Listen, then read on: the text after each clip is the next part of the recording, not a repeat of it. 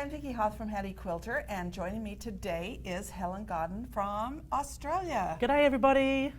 I love when you say that. I love when you talk too, Vicki. But I talk normal. Yeah, okay, I've got the accent, she hasn't. We think that, don't we? All right. So Helen, today we have an awesome presentation on couching. Mm-hmm. That doesn't mean sitting on the couch and watching TV. No. That means sitting up at your sewing machine, your quilting machine, the Sweet 16, and couching. And you have brought some samples to show what couching is. So what's your definition of couching? Well, couching technically is to stitch over something that can't be stitched down. So traditionally, say the golden epaulets on a soldier's uniform or something, they used to couch over the top. So we're not actually going over the top, we're actually stitching right down the middle of some yarn and attaching that to the quilt. Okay, so the yarn is too large to go in the needle, and so you have to use on your domestic machine, a zigzag stitch to go over the top. But you're talking about stitching right through the fiber. Because we haven't got a zigzag stitch, we're a straight stitcher. So we had to come up with some system that enabled that yarn to be taken right to the needle and give the needle no choice but to stitch it down.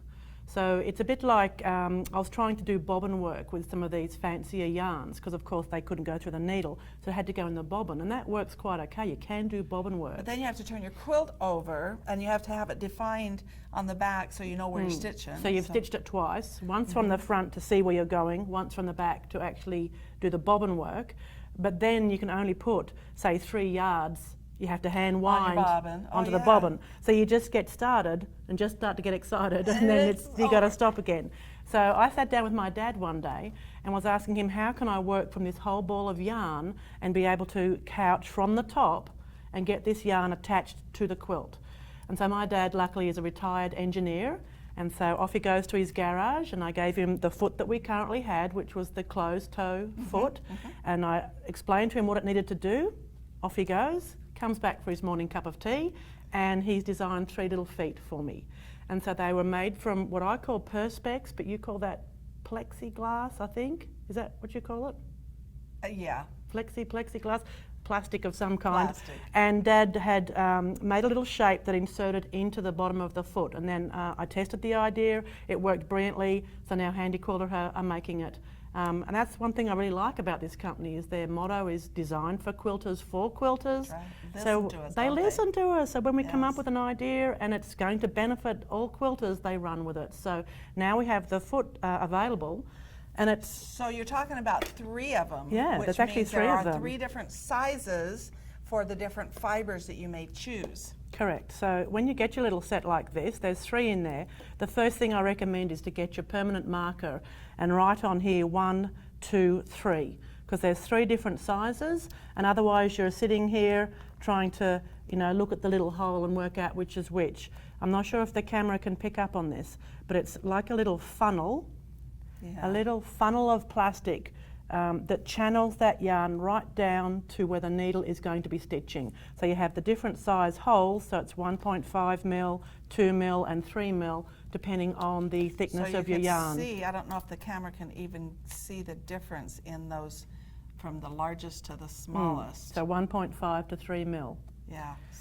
Okay, so which one are you going to use today? Are you going to just I'm switch using the smallest one. You'll find you use that the most, because although it looks very small, your yarn of course squeezes down, the fibres squeeze down to go through the hole and then sort of puff up again on the other side. So in the main you'll use that smallest one. But of course you can experiment with all different yarns.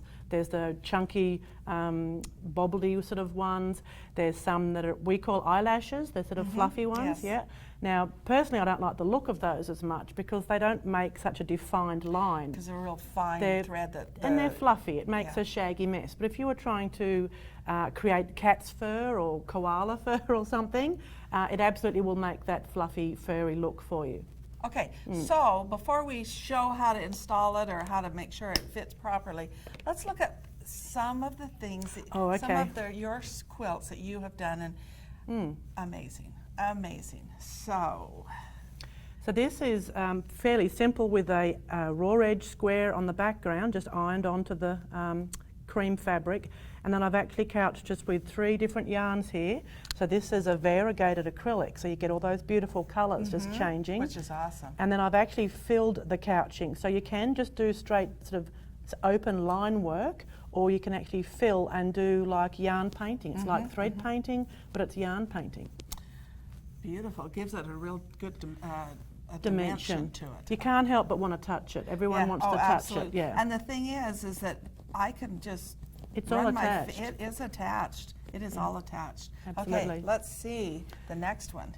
So then I started playing with the sparkly crochet I yarn. love it. Bling. So there's this kind of crochet yarn, which I don't know what on earth you would crochet with it, but it works Some really Christmas nicely. jacket or Maybe, I don't know. maybe, but it But works really well. It Yeah. does. It does. So you've done the quilting here, and then you went back and added the bling, the sparkle. Well, I actually went the other way around. You did? Yeah, but it doesn't matter which way you do it, whichever way your brain works. But I actually did all the outlining first, Okay, and then that I makes came back sense. in. And so the beauty of the little couching foot, of course, it's a free motion foot as well. So if you've finished the couching, you can just keep sewing with it.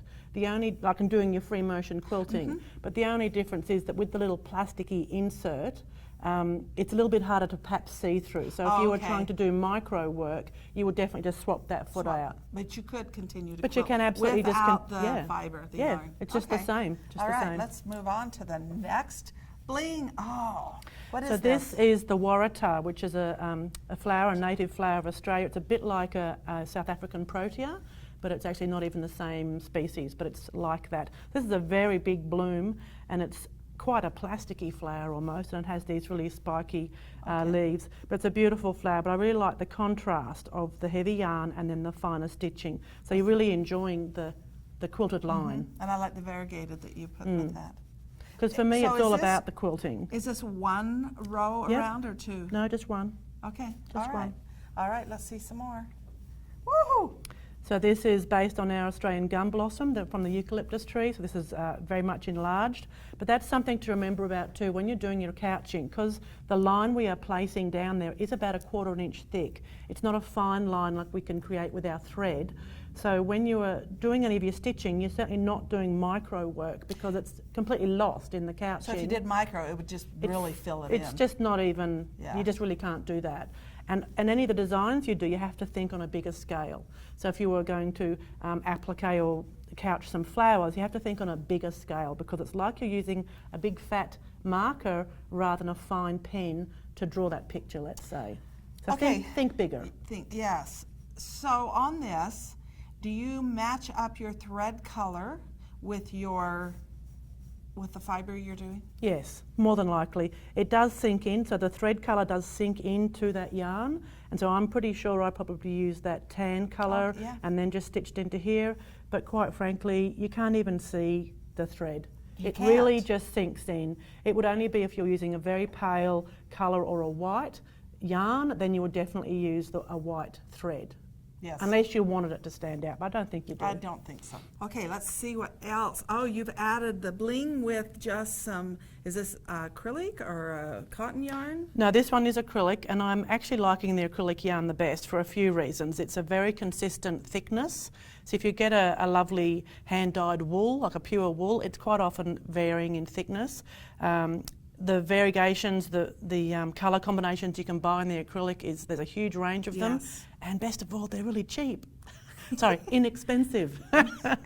But what I've done here is actually use the couching for the applique. So this is fabric with the fusible on the back. I've cut that out and ironed it on. And normally with your raw edge applique, you're now stitching very closely around the edge. Well, I've stitched closely around the edge, but with the couching. So it just covers it up. So it covers up the raw edge, it gives us a decorative edge, and it's quilted it all in one go. So it's another whole technique in itself. Yes, that's awesome. So I have seen Mary Beth, another one of our Handi Quilter friends, she's done this sort of thing but with black yarn on a light colour, and it gives that stained glass look. Yes. Yeah. Oh, that would be, yes. So, okay. yeah. All right, let's move on to the next one. Wait, you've done the whole no painting, no fabric, it's yarn has made it. That's correct. The couching. Yeah. So this really is yarn painting, like you think of thread painting. But the big thing with working on a piece where you're covering the whole surface with couching is there is going to be distortion because you're adding a lot of weight and tension on the top there. So when you're doing a piece like this, it's quite important to stabilise the whole background first. Oh, okay. So I will have done this sort of sky, cloud suggestion on the whole piece to stabilise it, just stitching through the layers, and then it's very much a matter of working from the background first. So definitely with this I've started with this little mountain range and this one, and this is on top because you'll want things to lay on top of each other. So it just works your way forward. Yeah, so definitely that tree didn't come into play until I was right down to here. Okay. And then that tree actually stitched over the top of the other quilt couching because the yarn can just go over the top. I like the way you left the sky uncouched so that it really is a recess. To me this is what's got texture. The sky hasn't got the texture. So there's a time and a place for the couching. Like I really think for foliage, for fur, for feathers, the couching is really going to add interest to your art quilts. Maybe if you're doing a dolphin, I'm not so sure a fluffy dolphin is what we're going for. So I think there's a time and a place for the couching, but for a landscape piece like this. Beautiful. And you can see I've even quilted circles and all different patterns and things in there. You sure did. You've got it all. All right, our last one here. Oh, is upside down, sorry. Down. This is a little blue wren. It's a little Australian native bird who is only about an inch in size. He is really so small. You've really enlarged this. He's very big, but he's always, of course, the boy with the beautiful blue colours. The girl is just dull grey, but he literally hops around the garden looking for bugs and things to eat. But he's got these beautiful colours with the drama of the blue and the black. So that's all done in the couching.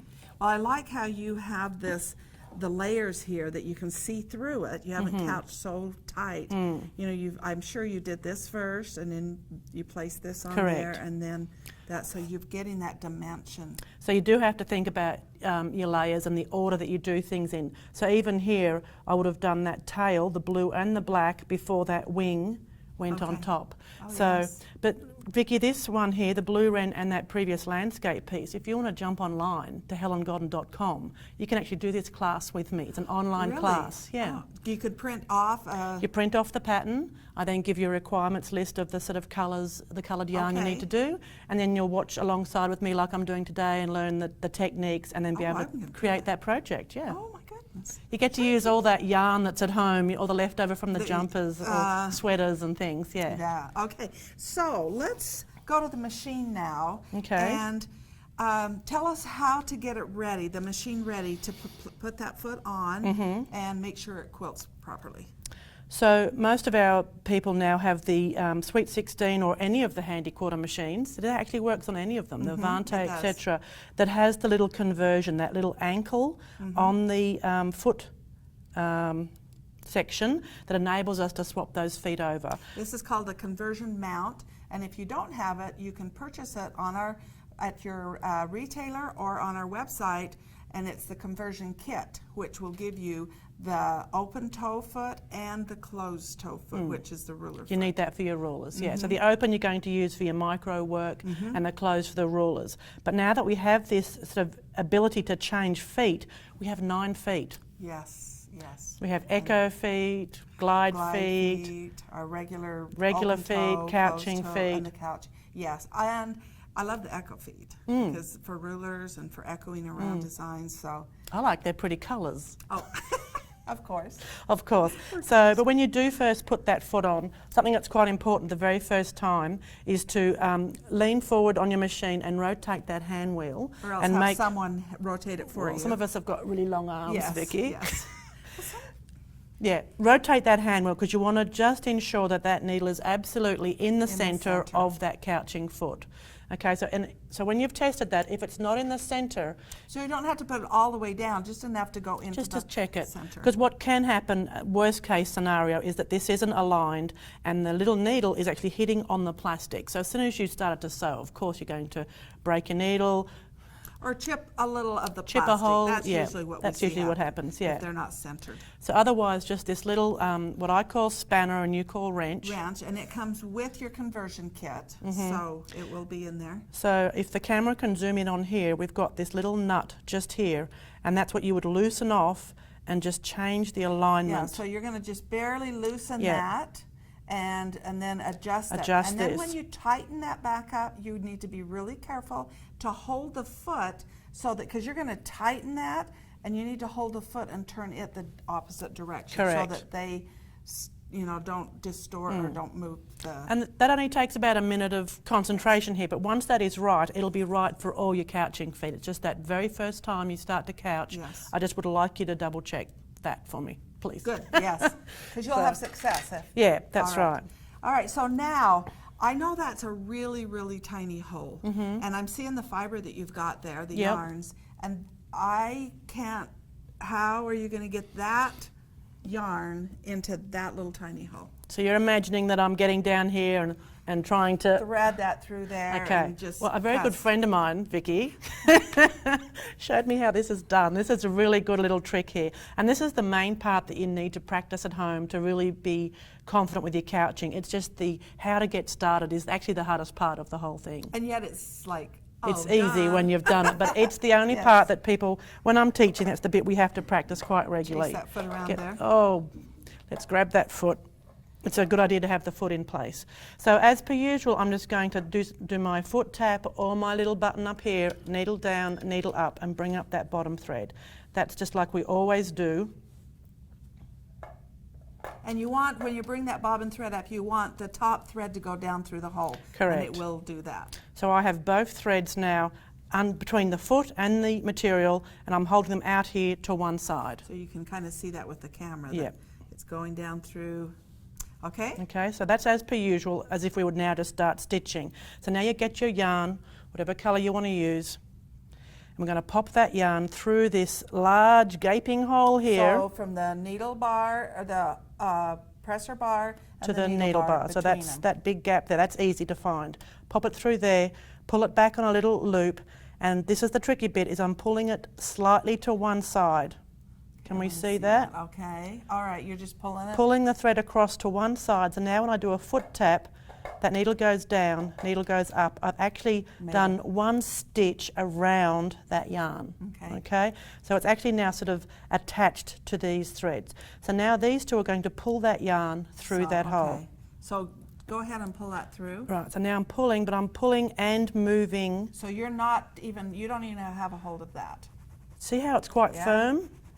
You want it to be quite firm, because at that point there I was pulling through two thicknesses of yarn, so it should be really quite firm. But now that it's one thickness of yarn, it's firm but not hard to pull. It's in there. Okay, and now if this was a precious yarn that I only had a very small amount of, I could pull that right back to the smallest little tail I want to leave, but otherwise you can just start stitching. How are you going to tie off that tail or bury that tail, or what do you do with that tail? So after a while you sort of start to think of creative ideas. So this certainly can be lassoed back in, so using the needle and thread and lassoing that back in, but that can be quite hard when it's a thick yarn. So the easiest way to do it is just to think to yourself that you're going to stitch back over that at some stage. So just loop back and stitch over it, and then you can cut that tail off.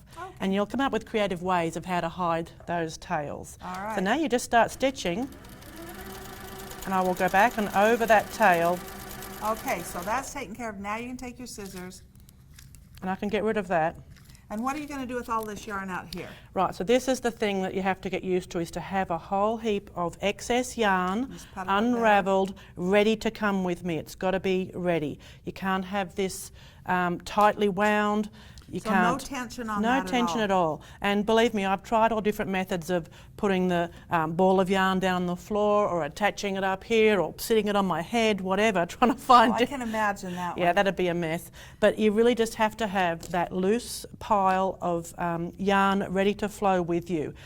That's the least amount of tension possible on that yarn. And what happens if you do have too much tension? Yeah, okay, so let's have a look at that. So if I'm stitching along, you can see how that just follows with me wherever I'm going. But if now Vicki holds it, okay, it's going to start skipping. Oh, yes. Okay, so I'm trying to make it fail now. You failed. Okay, it's going to start skipping. So if it does skip, no, it hasn't skipped very well. You're doing really good today. I'm trying to make it skip. Help you fail. So what happened? Let me just think here. Let me make it skip. So if I'm trying to stitch this way, here we go. I'll make it fail. Well, I think it. Right, there we go. It failed. So I was holding it away. Yeah. Can the so camera you totally see that? Lost that. Yeah. So the camera has. The machine has not stitched down that yarn. Isn't So if that you terrible? notice that, it's usually because you've had your hand on it, you haven't unravelled it, it's got caught on a pin or something. But if that happens, stop stitching, pull it back to where it last was attached, right? So I've actually pulled the job back, and now make sure it is loose, and now I'll just stitch back over those stitches and catch it back down. And then that's all gone.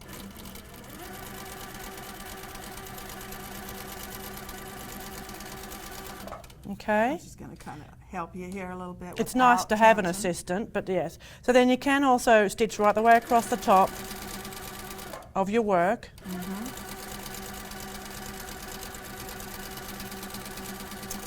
So I've got this machine set to about 35, so I would suggest 25 to 35 as a top speed.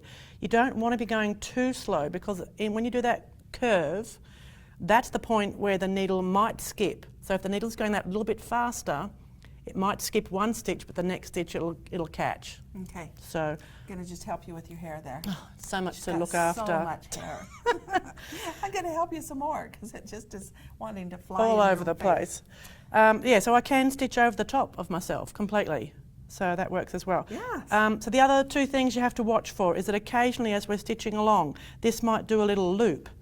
Okay, like... And I've had that happen. Yeah, that little loop, and it's coming along, and if you stitch through that little loop, it's of course going to just make a jam, and there'll be a point where you do have to just get your scissors and get in there and do surgery and literally just cut out that hole and start again. Okay. So in other words, kind of keep an eye on this as you're Absolutely. moving. That's the one thing extra you've got to do, is be watching that is just flowing with you as you're going. Can I watch you? Just Yep. Let's watch and see what she's doing. And I'll manage this.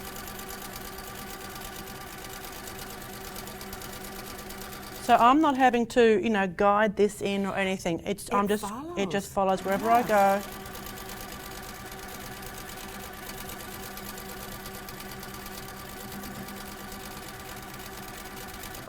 And so then when it comes to the ending, how do we end that piece of yarn? Hopefully, depending on the design, you might be able to stitch across to the edge of your quilt, but otherwise you'll just cut that yarn off and then stitch it back onto itself. Oh, and you don't even see that. And it's gone. Okay. Oh, what a good idea. And then the same thing, if you have suddenly realised that back here there's a whole area that it did actually skip, and you're seeing that there's one area that's loose, well, of course, I can just stitch back over the top with this foot on, just stitch back, adding more thread, and catch that little section that... And you won't see that double stitch because it just buries it's hidden. into It's all hidden. Yes. This is actually a very forgiving technique, because this is actually covering up whether you've got nice length stitches or whether your tension's a bit... Nice. Yeah, this it actually hides a whole heap of naughty oopses. Yes. Okay, so this is really fun, but I love the bling. So we're going to stop and have you rethread and do some awesome blingy. Okay. Okay? We'll be right back. Okay. All right, Helen, we have the bling. Beautiful. Yes, it is beautiful. Question back though on this yarn here. I knit, I crochet, and when I buy my yarn, I always put it into a ball. So you pull out the one end, which is all crinkly, and then the other end, and you start, you put it into a ball, which you'd probably recommend. That crinkly, how does that go through there? 'Cause that's the trouble. That first part that's really wrinkly. Yeah, so if you were to pull the centre out of this, it can be quite wrinkly and crinkly. So if you're just new to your couching, that might cause a few little hiccups, because it's just one more thing for you to be watching. So maybe you'd just snip that bit off. But if you did actually rewind this into a ball, one thing you can do is have a little plastic dish and have that sitting up the back there, and that ball can just sort of tumble in that, and that works fairly well. But you just... So you'll pull some out and puddle it here. Yep, and then just keep... All right. But there just has to be as little as possible tension on that yarn. So then that ball doesn't go rolling off and like this did that I had to re-roll because it went across the room. These things roll everywhere. Yes. So, okay, so let's have a look at this here. So first of all, where do I get this? Well, this is actually an Australian product. So I know it's available on Carly Porter Designs. We also have it on my website, and you can buy it directly from Crochet Australia. Okay, Crochet Australia. That's where you. Okay, I know the brand is called It's Excel, so EXCEL. But of course, there's a lot of shipping, etc. So I'm hoping you guys can find something similar here in America. But otherwise, it's there are many colors of this. Yeah, and there's turquoise and jades. The one I've used a lot is a charcoal grey. So it's not black; it's charcoal. So it's an excellent one to use as well. There's a white that's like an iridescent. It looks like snow. You can make snowflakes with it. Yes. So, yeah. Okay. All right. Now, we're going to just do this, get it through the needle again or get it through the hopping foot. So, one more time. And I've noticed you started stitching there. Aren't you going to clip your threads? So you don't have to. The fact that I've started stitching, it's like those threads are attached already like we had them out here before. So just from this position, I've already been stitching. So I'll just raise up that needle, pop that through there again. It doesn't matter if you go front or back, it doesn't matter. We're going to pop that over there and hold, and it's that little bit of slack. You have to pull that thread across. So then you can make a stitch to and that stitch goes down. Close it in. Yep, and now that will still pull that through. Oh, it sure did. That looks easier than the other yarn. Oh, this is going to be so blingy. So blingy. Okay, so we've got our puddle here. Yep, so it's ready to go. It's all sitting there, and I just start stitching.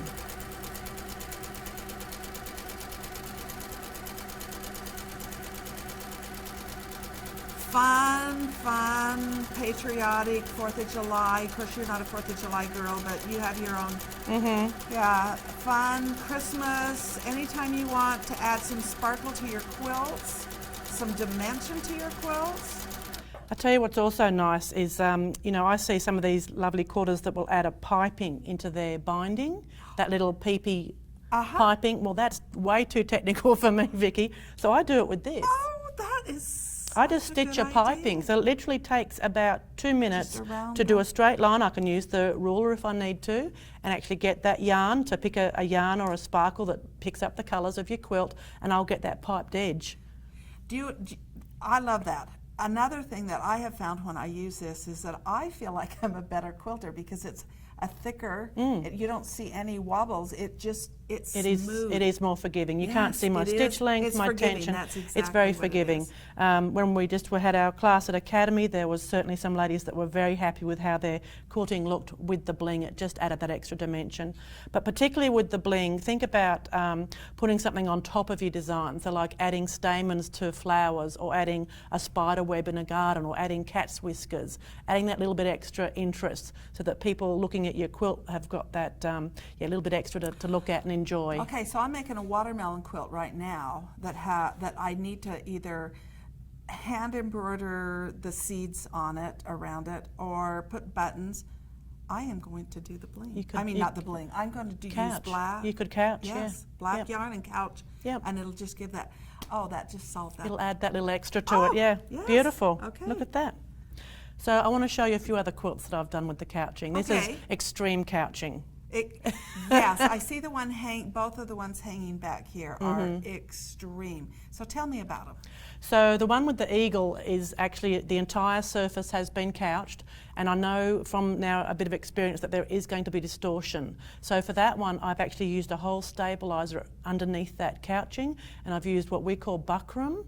Is that something that you use? It's a heavy tapestry-like canvas that's quite stiff, that traditionally would have been used to put a stiff brim on a hat or stiffen a belt. Okay, so just some stiff interfacing. It's a really stiff. What colour is it? It's white, and it looks like a tapestry, what you'd do a tapestry canvas on. Okay. So it cannot distort. There is no moving. So I literally worked out my design, drew on there with a permanent marker, and I'd already worked out my colours, etc., and had all my yarns all out all over the all over the place. And then I've yarn painted that piece. And so I've definitely started from the sunset background to get that circular pattern happening, knowing that the wings of the bird are going to be laying on top. So it's again thinking about the layers of background and foreground.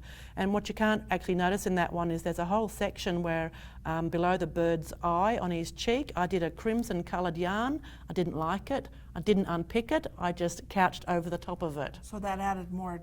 It's added a thickness to it, but it just meant because the couching can stitch over the top of itself, I've just hidden it. Recoloured it. Just recoloured it.